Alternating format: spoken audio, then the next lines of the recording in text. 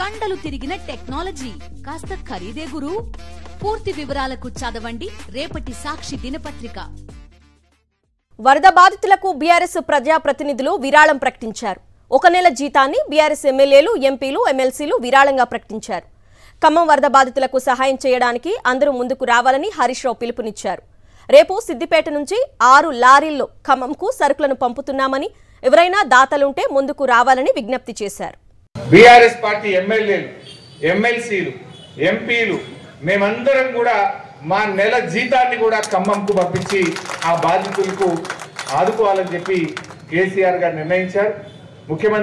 మాజీ ముఖ్యమంత్రి కేసీఆర్ గారి నిర్ణయం మేరకు బీఆర్ఎస్ పార్టీ ఎమ్మెల్యేలం, ఎంపీలం, ఎమ్మెల్సీలం మేమందరం 1 నెల జీతాన్ని ఆ వరద బాధితుల సహాయం కోసం ఇవ్వాలని చెప్పి కూడా మేము కూడా నిర్ణయించుకున్నాం.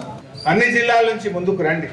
మనుషులం కదా, తోటి మనిషికి దుఃఖం వచ్చినప్పుడు, తోటి మనిషికి కష్టం వచ్చినప్పుడు సాయం చేసి కాపాడుకునే బాధ్యత మన మీద ఉంటుంది.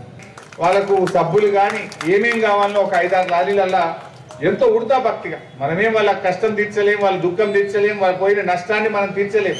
రేపు ఉదయం 10 గంటలకు సిద్దిపేట నుంచి జెండా ఊపి ఒక 5-6 లారీలలో పంపిస్తున్నాం. తోచినంత మీ ఇంట్లో మీ పాత బట్టలను ఇవ్వండి, మీ ఇంట్లో ఉన్న ఏదైనా మీకు తోచిన సాయం మీరు చేయండి. వర్తక వ్యాపార వాణిజ్య వర్గాలు కూడా ముందుకు రండి. ఇప్పటికే చాలా మంది ముందుకు వచ్చినారు.